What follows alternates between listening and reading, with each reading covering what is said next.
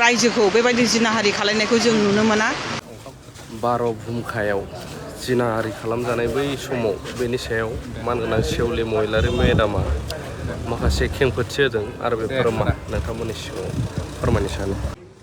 लोगोसे डिडि नार्जारी साराबो गोख्रों बिबुंथि होदों। 12 भुमखा गामिनि सोमोन्दै जोंनि मानगोनां आदानिफ्राय अनेक काहानिखौ खोनाबाय जे जोंनि आन्दलन समावहाय बड'फा उपेन्द्रनाथ ब्रह्मनि आन्दलन समावहाय जोंनि आइजो माहारिया माबायदि जिनाहारि खालामजादों आरो बियो पृथिबीनि गेजेरावनो बिरल जे मोनसे पुलिसनि माबाया प्रशासनाव थानानै जोंनि पाब्लिकखौ रायजोखौ बेबायदि जिनाहारि खालामनायखौ जों नुनो मोना। खिन्थु जोंनि हारिया बै समाव खालामजादोंमोन। आं बेनि थाखायनो दिनैहाय फार्स्टआव नारी हिसाबै महिला हिसाबै जे महिलाफ्रा जिनाहारि खालामजादोंमोन बिसोरनि आङो बिसोरजों देखा खालामनो फैदों। बिसोरो सुखु दुखुखौ आं खबर लानो फैदों जाहाथे आंबो सासे महिलानाव बेबायदि जायोबा आङो भाई सद्भाब लाखिगोन। बिसोरखौ मारैहाय आङो फंनैसो खोथा होनानै बिसोरनि गोसोखौ सुग्लायहोनो आरो एसे सहाय खालामनो बेनि थाखाय आं फैदों। दिनैहाय आङो केन्डिडेट हिसाबै आंनि समस्थियाव गोलैबाय। इयुनावहाय आं बिसोरनि थाखाय खामानि मावगोन। जे नाहक समाजाव जिखुनु आन्दलन बा जिखुनु रिभलिउसनाव हिन्जाव मानसिफ्रानो रासिन सेक्रिफाइस खालामनांगौ। जुदि आं हिन्जाव जानानै हिन्जावनिखौ सहानुभुति होआबा बेथ' अन्नाय जागोन। हिन्जावनि दुखुखौ हिन्जावासो मिथिगौ। ओंखायनो आं दिनैहाय फैदों आरो बिथांमोननि सुखु दुखु खबर लानो फैदों। इयुनावबो आं फैबावगोन आरो बिथांमोननि थाखाय आं हाजासे खामानि मावगोन। धन्यबाद। 12 भुमखा गामिनि रायजो राजाफोरखौ आङो आरो जोंनि फैनाय टिम जानानै खुलुमो, मान बावो, सिबियो। आं लोगोसे दानि जोंनि क'क्राझार समस्तिनि बिजाथि सेवलि महिलारि बे जे मैयासो गावनि नमिनेसन पेपार होनायनि उनावनो जे 12 भुमखायाव फैनो जे गोसो जादों आं जोबोद मोजां मोनदों। बिराद बाख्नायथाव जे 12 भुमखायाव जे फैनो गोसो जानानै दिनै फैबाय बे अखा हानाय समाव आं बिथांखौ बिराद धन्यबाद होयो। 12 भुमखाया मोनसे जारिमिनारि बे जायगा बे आरो बे माने 12 भुमखानि बाथ्रा बुंब्ला दाबो खोमोन गसंख्राङो जोंहा गोसोआव गोजां माने बिराद गरम भाब फैयो, गोजांस्रिउ मोनो। बे 12 भुमखा गामियाव बर'फोरनि जायनाखि आन्दलनमोन 1988आव 25 आरो 27 जानुवारियाव हरनि गोजांनाय सम बिरादनो बे समाव आसाम पुलिसा फैनानै बर' आइजोफोरखौ 10 जन जिनाहारि खालामदों। 25 थारिखखालि 3 आरो 27 थारिखखालि 7 जन।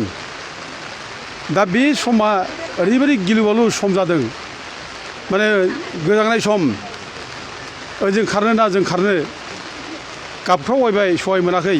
बे ओनसोला हाग्रा ओनसोलमोन गासिबो फरेस्टजों बुंफबजोबनायमोन। बे हाग्रायावल' इक' जादों गाबस्रावनाय बर' आइजोफोरनि गाबख्रावनाया हाग्रायाव इक' जादों। खिन्थु nobody was there to help them, रावबो गैयामोन। दा बे भुमखानि जायनाखि घटना बे प्रिथिबियाव दहाय सेवलि मेडामा बुंनाय बायदि मोननो खोब खम। गेंरेप जेराव दल फाथिनानै पुलिसफ्रा आसाम पुलिसानो खाखि माने ड्रेस गाननानै जे रेप खालामदों बेबायदि जाथाया प्रिथिबियाव मोननो खस्थ'। दा जेब्ला बे जाथाया जायो बे जाथाय जानायनिफ्रायनो बर'फोरनि गेजेराव बिराद बिग्रायनाय फैयो। बर'फ्रा बिराद माने जांख्रिनाय फैयो। बे जांख्रिनायखौ नुनानैनो आरो बेबायदि गरम मोनसे जाथायनि उनावनो बड'फा उपेन्द्रनाथ ब्रह्मआ डु अर डाइ बे आन्दलनखौ स्टार्ट खालामदों। थै थां जोंनो बड'लेण्ड नांगौ बे आन्दलन खालामदों। आरो बे 12 भुमखायानो जावरिखांनायनि जांख्रिखांनायनि मोनसे माने दिंग्राय बिन्दो। बेनिफ्रायनो बर'फ्रा बिराद गिलु-बालु सोमावसारदों। थै थां रावबो गियाखै बारसोमदों। आरो बुंनो थाङोब्ला दिनै बे 12 भुमखानि थाखायनो बे BTC मोनदों होननानै जों बुंनो हायो। BEC मोनदों, BTC मोनदों। बेखायनो जोंहा अरायबो बे 12 भुमखानि बे जायनाखि भिक्टिम मानसिफोर 12 भुमखानि रायजो राजाफोर बिसोरनि प्रति जोंहा अरायबो सनमान दं। अरायबो जों बिसोरखौ मान बावो आरो बे जायगाया अरायबो आदरनीय आरो बे जायगाया जारिमिनाव थान लिरजानाय। जों बे गामिनि नामखौनो मख' भुमखा गेंरेप भुमखा गामिखौ अयथासार खालामदों। बिदि होनायनो जों भारत सरकारखौ नारसिनदों। बड'लेण्ड रायजो जायनाखि दाबि खालामनाय बेखौ जों जास्टिफाइ खालामबोदों। दा दिनै जोङो BTC मोनबाय। दा BTC सरकाराबो हाग्रामा महिलाया थानाय समाव किसु एसे सहाय खालामबाय, खिन्थु बे साफिसियेन्ट जायाखै।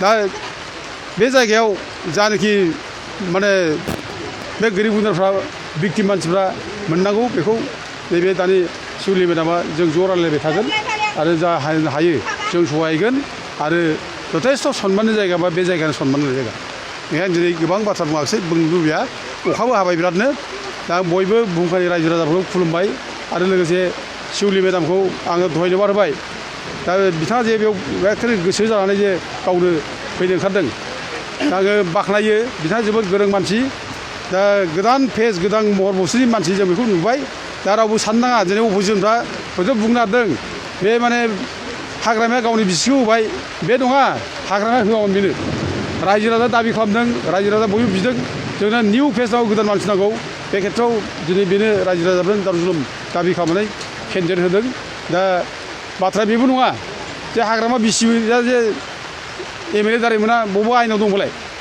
खुनु आयेनाव गैया संबिधानावबो बिदि आयेन गैया दा बेक्ति दं बयहाबो अधिकार दं बयहाबो लिबार्टि दं आं एमएलएबो जानो हागौ हाग्रामा बिसि जानानै बा आङो पार्टिबो गोदान खालामनो हागौ बयहाबो राइट दं दा गथे बेखौ बुंनाया जुक्ति गोनां बाथ्रा नङा बियो बे माने आयेननि बेरेखा बियो दा गथे जों दिनै आसा खालामदों जे शिउलि मेदामा एखे निउ फेस बिराद गोदान चेहरानि आरो गोरों मानसि जोबोद मोजां एखे अनजाथाव दा बे चेहराजों जों दिनै देरहानो हागोन आं सानो आरोखि आरो रायजो राजा बयबो जाहाथे ज' जालायनानै आशिर्बाद होयो देरहासार जायो आरो रायजो राजानि थाखाय मोजां मावनो हायो आं बेखौनो रायजो राजाखौ बयबो खावलायबाय आरो आं बुंनायखौ फोजोबबाय गोजोन्थों